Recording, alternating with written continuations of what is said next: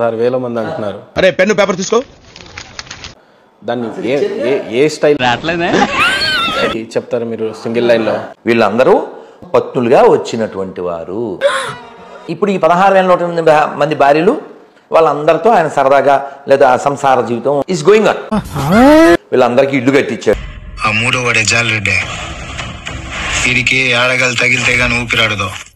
కన్ను పడిందా కన్నెరికం చేయకుండా వదలడు. పిల్ల నచ్చినదనుకో పెళ్ళి ఎవరితోనైనా గానీ శోభనం మాత్రం జాలరెడ్డితోనే జరగాల. వీళ్ళందరూ గృహాల్లోనూ ఆయన ఒకేసారి ఉన్నాడు. బ్యాండ్ బచావ్. ఏంట్రై దారుణమా? అర్థమైందా రాజా? ఇంత వివరంగా చెప్పిన తర్వాత ఎందుకు అర్థం కాదండి? వీళ్ళందరికీ అలా లైఫ్ ఇచ్చాడు. మామా ఈ అమ్మాయికి లైఫ్ ఇద్దాం అనుకుంటారు మామా. శ్రీకృష్ణుడు వాడే పక్కడికి ఎలా లైఫ్ ఇచ్చాడు, నువ్వెంత ఇచ్చే మామా.